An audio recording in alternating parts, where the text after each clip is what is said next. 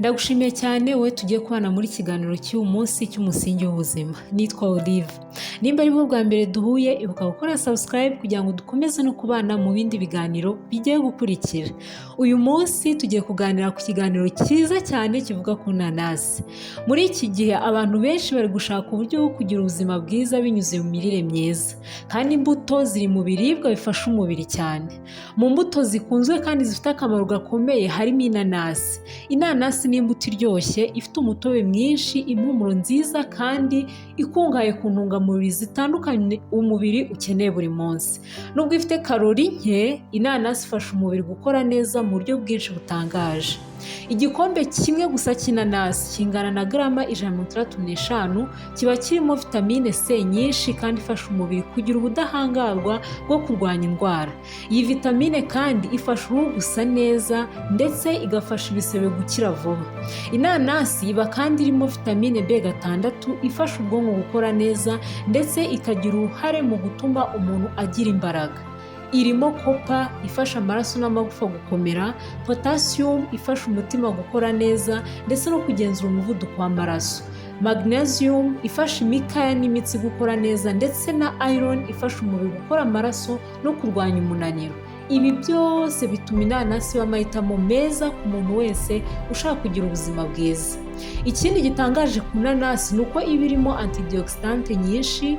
Antioxidant ni ibintu bifasha umubiri kurwanya ibyangiza uturemangingo tw'umubiri bizwi nka free radicals. Iyo free radicals zibaye nyinshi mu mubiri zishobora gutera oxidative stress ishobora kugira uruhare mu ndwara zitandukanye ndetse no gusaza vuba ku turemangingo.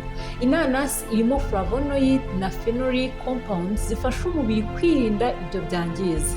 Hari n'ubushakashatsi bwerekana ko izi antioxidant zishobora gufasha umutima gukora neza no kugabanya ibyago by'indwara zimwe na zimwe. Ikindi cyiza ni uko antioxidant ziri mu nanasi zimara igihe kinini zikora mu mubiri bityo zigakomeza gutanga uburinzi igihe kirekire. Inanasi kandi ifasha cyane igogorwa ry'ibiryo.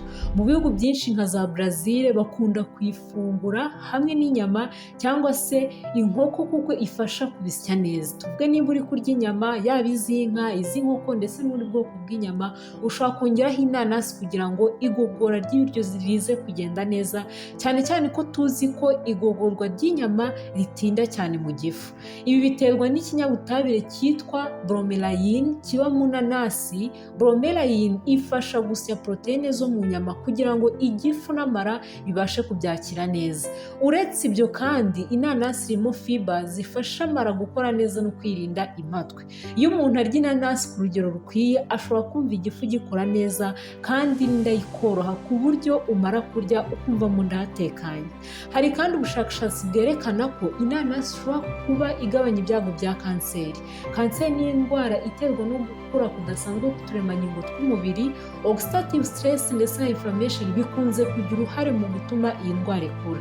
Kubera antioxidant na bromelain biba mu nanasi bishobora gufasha kugabanya inflammation no kurinda uturemangingo kwangirika. Nubwo hakiri gukorwa ubushakashatsi bwinshi ku bantu, ibisubizo byinshi byagaragaje ko inanasi ishobora kugira uruhare mu kurinda umubiri zimwe mu ndwara zikomeye harimo na kanseri.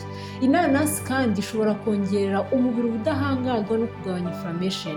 Mu buvuzi bwa gakondo abantu benshi bamaze imyaka myinshi bakoresha inanasi mu gufasha umubiri gukomera no kurwanya indwara. Kuba irimo vitamine, minerals na bromelain bituma ishobora gufasha umubiri kugabanya ndetse no kurinda indwara zimwe na zimwe, kugabanya kubyimba cyangwa se ububabare hamwe n'ibindi byago byose umuntu ushobora guhura nabyo bitewe n'ibindi bibazo bitandukanye. Ku bantu bafite arthritis cyangwa se rubagimpande cyangwa se uburibwe bwo mu ngingo, inanasi nayo ishobora kubafasha. Arthritis ni indwara itera kubyimba no kubabara mu ngingo, mu mavi, ku birenge. Bromelain iri mu nanasi ifite ubushobozi bwo kugabanya inflammation bityo bamwe bakumva ububabare bugabanutse. Hari ubushakashatsi bwagaragaje ko bromelain ishobora gufasha mu kugabanya ububabare bwo mu mugongo cyangwa se mu ngingo kuko imiti imwe n'imwe ibikora. Ikindi, indi nkuru nziza ku mukobwa uri mu mihango cyangwa se umumama, iyo afashe inanasi kenshi bigabanya wa mugongo wo hasi ukunze kubatera ibibazo cyane cyane mu gihe bari mu gihe cy'imihango. Ikindi cyiza ku nanasi ni uko ishobora gufasha umubiri gukora vuba nyuma yo kubagwa cyangwa se gukorerwa operasiyo cyangwa se nyuma ya siporo cyangwa se operation, umubiri ushobora kugira inflammation, kubyimba cyangwa se ububabare. Bromelayine iri mu nanasi ishobora gufasha kugabanya ibyo bibazo mu gutuma umubiri usubirana imbaraga vuba. Niyo mpamvu abantu benshi bakora siporo bakunda kunywa umutobe w'inanasi cyangwa se kwirya nyuma yo gukora siporo, mu buryo kugira ngo birinde bwa buribwe bagira yaba mu ngingo, mu mavi, mu gice cya cy'umugongo cyangwa se umugongo muri rusange. Ibyo byose inanasi iragufasha ikabikora, ikakurinda inflammation cyangwa se ubundi buribwe ushobora kugira nyuma yo gukora siporo ivunanye. Inanasi kandi iraryoha kandi yoroshye kongerwa ku mafunguro ya buri munsi. Ushobora kuyirya isanzwe cyangwa se ukayikoramo umutobe cyangwa se ukayivanga n'izindi mbuto. Abantu benshi bayikoresha muri smoothie, salade cyangwa se mu mafunguro atandukanye. Mu gitondo ushobora gukora smoothie irimo inanasi, blueberry na yogurt.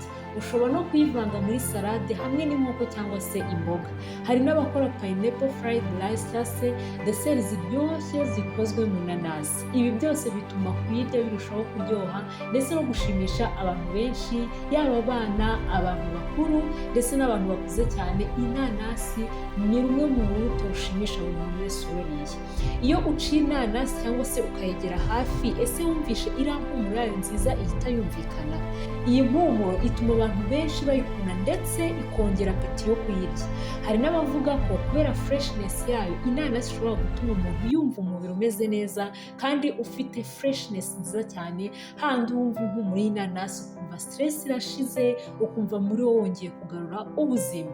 Tugana ku musozo, inanasi ni imwe mu mbuto nziza cyane umuntu ashobora gushyira mu mirire ya buri munsi. Ifite uburyohe, impumuro nziza n'intungamubiri nyinshi zifasha umubiri. Ifasha ubudahangarwa bw'umubiri mu kubwongera, igogorwa ry'ibiryo rikagenda neza, umutima ugakora neza, amagufa ndetse ikanagabanya na inflammation. Iyo uyiriye ku rugero rukwiye, inanasi ni inshuti nziza y'ubuzima bwiza kandi ikagira uruhare mu gutuma umubiri ukora neza buri munsi. Ndabashimiye cyane mwebwe twabanye mu kiganiro cy'uyu munsi, mbashishikariza gukora subscribe kugira ngo mukomeze no kubana mu bindi biganiro.